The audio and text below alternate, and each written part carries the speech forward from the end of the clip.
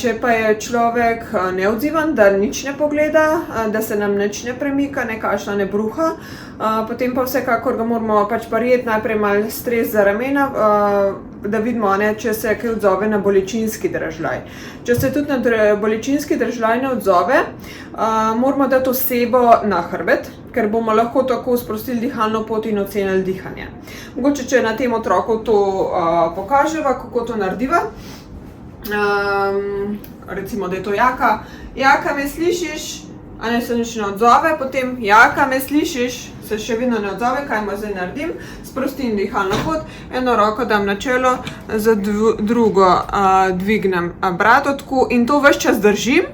Pogledam, če je karkoli v ustih, pogledam okolico, da ni kakšnega tujka ali kaj takega v dihalnih poteh in potem se prislonim z svojim licem proti ustom in gledam, ali se prsni koš dvigne. To delam približno 10 sekund. 1, 2, 3, 4, 5, 6, 7, 8, 9, 10. In zdaj sem jaz ugotovila, da ni nič ta oseba zadihala.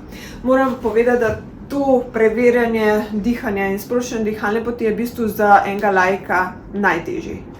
Ker v bistvu kaj loči bolnika v srčnem zastoju od tistega, ki je nezavesten, predvsem prepoznava, ali človek diha ali ne.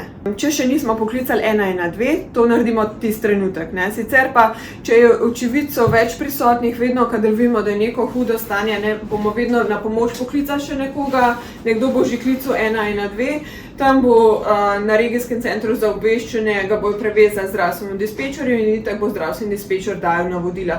Tako da ni problema, če slučajno ne vemo točno, kaj je treba narediti, zaradi tega, ker zdravstveni dispečer bo vedno po navodilih v bistvu bo znal tudi očividec ukrepati, ker bo dobil jasna in natančna navodila zdravstvenega dispečerja. Odstranimo obleko, da si prikažemo točen prsni koš. Prsni koš je torej zgornji del prsnega koša so ključnice, spodnji del je pa ta rebrni lok. In če se kar predstavimo, eno roko si damo na ključnice, drugo roko na spodnji del rebr, prekrižamo in dobimo sredino prsnega koša. Čist po domač je to nad spodnjim delom prsnice. Torej, kaj bomo mi delali? Če si predstavljamo, tukaj imamo prsnico, to je kot ročica. Mi bomo spodnji del prsnice vtiskali v sam prsni koš in s tem bomo vsaj deloma, v bistvu, če si predstavljamo srce kot eno kuglo, ko jo bomo pritisnili, bomo vsaj deloma malo krvi potisnili naprej v krvni tok in s tem upali, da nekaj te krvi pride tudi v možgane. Damo stise prsnega koša, izmenično z vpihi. Torej, to pomeni 30 stisov prsnega koša, 2 vpiha, 30 stisov prsnega koša, 2 vpiha in to delamo non-stop, dokler ne pride reševalci, oziroma zelo dobro je, če je prisotnih očividcev več, da nekdo steče po AED. AED si je treba pogledati tam, kjer živimo, ker večinoma srčni zastoji nastanejo doma. Tam približno 2/3 srčnih zastojev nastane doma. Je fajn vedeti, kje je lokacija AED. Če očividci ne bi živeli, bi praktično vsi naši bolniki umrli. Skratka, očividec je bistven pri samem reševanju.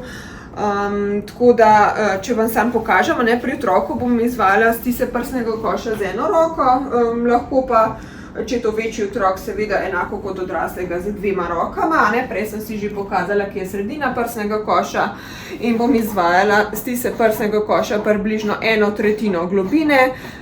Vidite, tukaj imam roko stegnjeno v komolcu, tako da sem čim bolj nad samo osebo. Izvajam 1 in 2 in 3 in 4 in 5 in 6 do 30.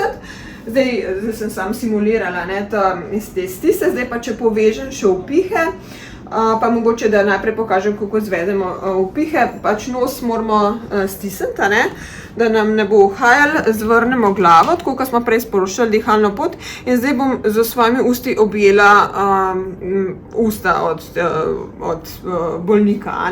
In če sam pokažem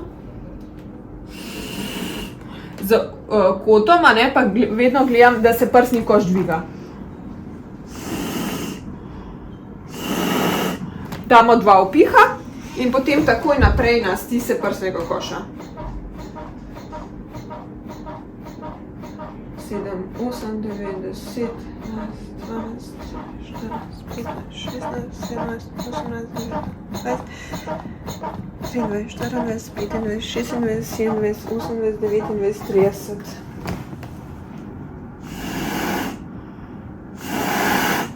Zdaj, zelo pomembno je, da se prsni koš dviga. Zdaj, na tej lutki se mogoče to ne vidite lahko zelo dobro, ampak bistveno je, da se prsni koš, ko dajemo vpihe, dviga. Če se to ne dviga, je potem treba ali bolj sprostiti dihalno pot, uporabiti mogoče kakšne pripomočke, če smo prvi posredovalci, sicer pa izvajamo kontinuirano samo stise prsnega koša in res pošljemo nekoga po ajdi. Če ne še naredimo, pač bo itak umrl, Če bomo pa mi saj prestopili, recimo jaz sem bila tudi že kot očividka, že pač izven zdravstvene ustanove, pa sem pristopila, ampak je res težko v bistvu, ker je neznana oseba, nekaj se je zgodilo in pač imamo tisti strah, kaj pa, če se zdaj meni ob temu kaj zgodi, ampak mislim, da pač moramo vedno pogledati okolico, da je res varno, Pa če nas je strah, dajmo poklicati 112. Mogoče bo lažje, ko nas bo neka strokovna oseba vodila čez sam postopek. Približno 15% ljudi po srčnem zastoju preživi, kar recimo si predstavljamo, da 100 ljudi gre v srčni zastoj, 15 jih gre z bolnice, od tega jih 12, torej 12% od vseh srčnih zastojev, 12 ljudi od 100 normalno živi naprej. Kar je v bistvu velik odstotek, včasih je bilo preživetje izjemno majhno. Tako da, torej dejansko mi, ko bomo pomagali, bomo 12 ljudem od 100 dejansko povrnili življenje. Njihov nov rojstni dan se bo v bistvu naredil. Tako da, to, ko pa rešiš nekomu življenje, čeprav ga mogoče kdaj ne boš, ker pač še vseeno jih zelo veliko torej umre, je pa nepopisno. Meni osebno sem se prišla do zdaj 2 zahvaliti, tako da je pa to zelo lepo. Zelo lepo, ko vidiš, da so ti res hvaležni. Od enega gospoda še vedno vsako leto dobim čestitko za novo leto, mi zaželi srečno, tako da res zelo lepo, res dober občutek. Mogoče, če kar na tej lutki ponazorimo, če nekdo hudo krvavi, kaj to pomeni? To pomeni, da šprica kri, ali pa če je venska kri, pa če mezi, ampak da je tega zelo veliko. Najprej, kar lahko naredimo, da, recimo, če klele krvavi, da pritisnemo na rano. Potem pa nekomu rečemo, da nam prinese neko gazo, damo gazo gor, povijemo s povojem. To je naslednja stopnja. Če še to ni uspešno, lahko nad tem delom pritisnemo nad arterijo, kjer poteka. Pač vsi imamo, žile imamo arterijo takole klele v zapestju, v komolcu, v pazduhjah, v dimljah, pod kolenom pa nad notranjim gležnom.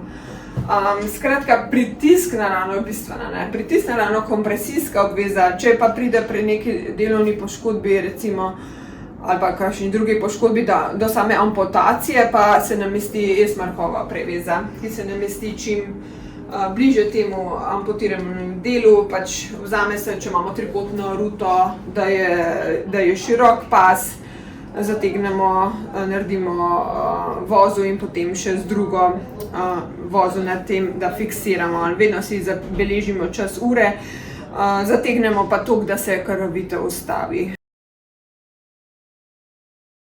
Najbolj fajn je pri odraslih, da se izvajajo 5 udarcev med lopaticama.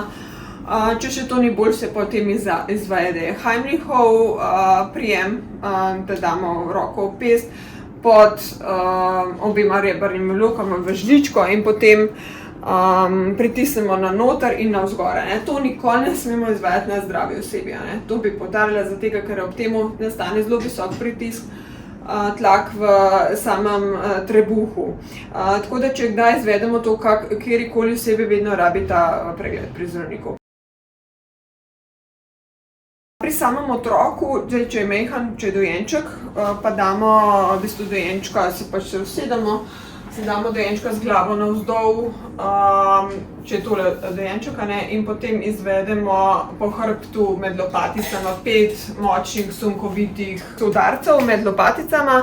Če to še vedno ne izboljša stanja, pa obrnemo otroka z glavico navzdol, prsen koš imamo klele in potem izvedemo 5 sunkovitih stisov v prsni koš.